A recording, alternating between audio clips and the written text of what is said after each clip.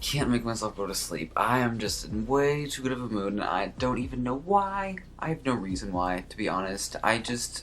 Sometimes it's good to just be happy, and sometimes it's good to just make a YouTube video.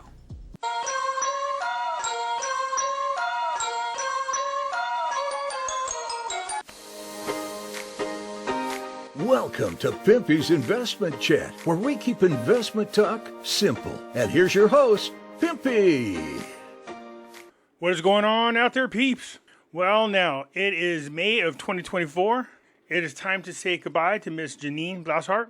But before she leaves, she writes up a follow report on Iraq. Do you think it's good or do you think it's bad? Well, let's go find out. Before we get started, do me a favor, hit the thumbs up button. If you're not a subscriber, please do so, because when you do, it helps out the channel, and I certainly do appreciate it. If you're thinking about buying gold and silver, head on over to our friends at Miles Franklin. The link will be down below in the description. When you make your purchase, make sure you use promo code Pimpy, P-I-M-P-Y, and they'll take care of you. If you have any additional questions, you can reach us over here at this phone number or over here at this particular email. For all orders over $10,000, reach out by email and we'll make sure that you get a great deal. So come on over to Miles Franklin and add to your precious metal inventory. Sudanese reaffirms Iraq heading towards expansion of petrochemical projects. Ms. Janine Blashart is claiming that Iraq is experiencing a renaissance, and this is contributing to that. So the Prime Minister al-Sudani received a delegation of the American engineering company KBR, which is specialized in sustainable technological solutions. He explained the meeting witnessed a review of the company's overall business in Iraq, in cooperation with Iraqi oil companies in the field of oil production and enhancing the benefit of the associated gas, and the possibility of participating in the integrated energy projects, and the formulas of participation and investment was also discussed in order to achieve the highest returns and benefits to Iraq from the oil wealth. The Prime Minister also pointed out that the government's approach to attracting productive partnerships based on resource development and providing the necessary and successful investment environment, as well as the government's financial, banking, and tax reform, enhances the possibility of positive participation. He reiterated that Iraqi's orientation towards expanding petrochemical projects, the production of oil derivatives, fertilizer projects, and other promising industrial projects, which welcome foreign expertise and investment, establish a diversified and solid Iraqi economy, and create more job opportunities, which was confirmed by the government's program. So Iraq is expanding its business out there in petrochemicals as well as other petro projects, which is good. It just wasted probably billions of dollars every year with the way things are currently running. Well, now this is a biggie. Anytime you can get rid of the IMF, then you do it. Iraq repays IMF loans in full. The advisor to the Prime Minister for Financial Affairs, Saleh, announced today, Thursday, the repayment of International Monetary Fund loans to Iraq since 2003. And while he indicated that their total did not exceed $8 billion, he confirmed that they had been repaid in full.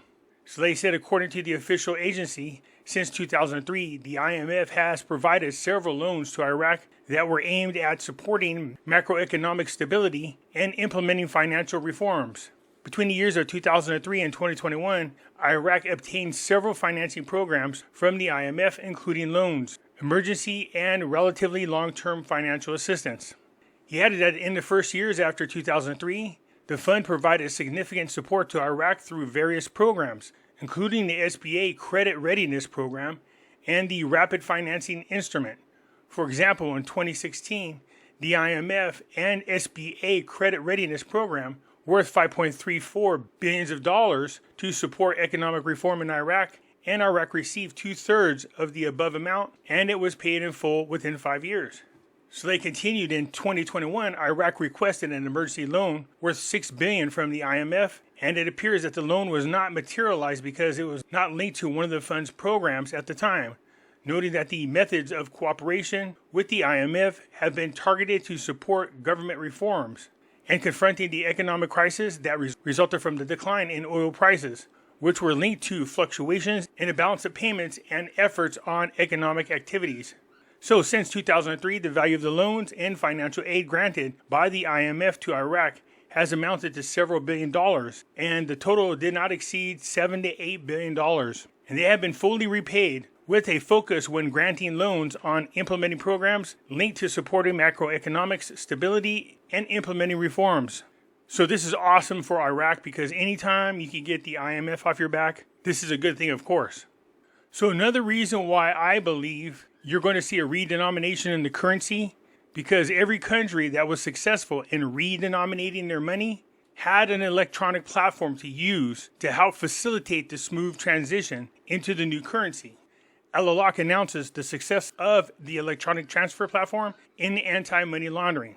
So yeah, when you do a little deep diving or research into those other countries that redenominated and were successful, a huge part of that success was based on an electronic payment platform. So Al-Alaq announced on Thursday the successful use of the electronic external transfer platform in combating money laundering.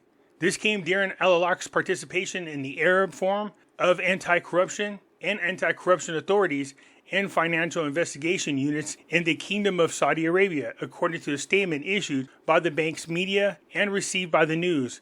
Another thing too, right there, the Anti-Corruption Authority and the Financial Investigation Units usually investigate crimes involving banks and corrupt politicians. I think it's very interesting that there was a lot of tension between Al-Sudani and the coordinated framework, and then all of a sudden, the Financial Investigation Units of the Kingdom of Saudi Arabia has been actively talking with Iraq.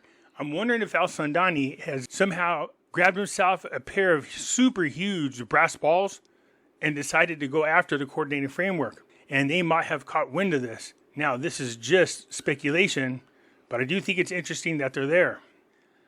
Al-Alaq delivered a speech on the effects of the Central Bank of Iraq in spreading financial transparency and collecting and exchanging information on the real beneficiary at the international level, stressing the recent measures taken by the Central Bank of Iraq represented in the use of electronic external transfer platform, which effectively contributed to determining the identity of the real beneficiary and prevented the use of external transfers as a means of money laundering operations. Now you know why the coordinated framework wants Al-Sudani out of office. He pointed out that the use of cash sale platforms contributed to the arrival of the foreign currencies to real beneficiaries of traveler and students outside of Iraq, as well as other cases that need foreign exchange according to the law. The chairman of the Integrity Commission also participated in the same forum and will present Iraq's measures to combat corruption and its role in achieving development and economical growth. It was pointed out that the international reports that talked about the growth in the Iraqi economy represented a rise in domestic product, an increase in non-oil revenues, and a decrease in inflation. The head of the body warned that corruption is causing low investment rates and a budget deficit.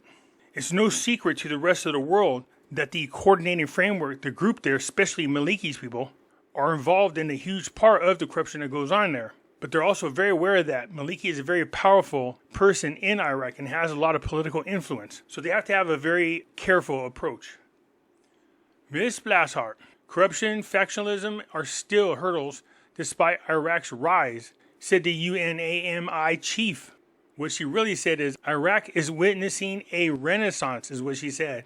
But corruption and factionalism are major hurdles. The special representative of the UN Secretary General in Iraq, Janine Blashart, said in a briefing before the United Nations Security Council on Thursday, "We are, so to speak, witnessing Iraq in a renaissance, particularly in the area of service provision and construction.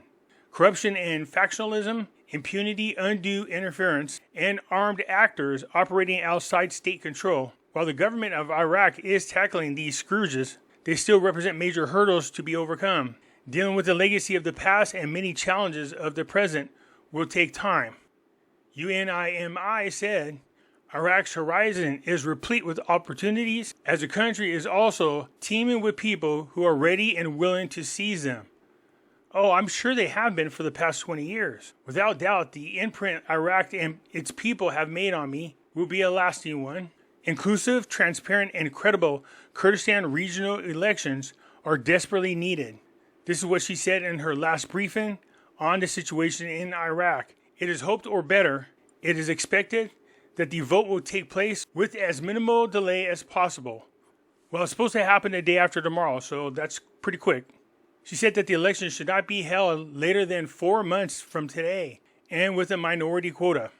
In February, Iraq's Federal Supreme Court ruled to cancel 11 seats reserved for minority groups, including Turkmen, Assyrians, and Armenians, reducing the number of regional parliament seats to 100. These seats have been enacted in the legislation since 1992.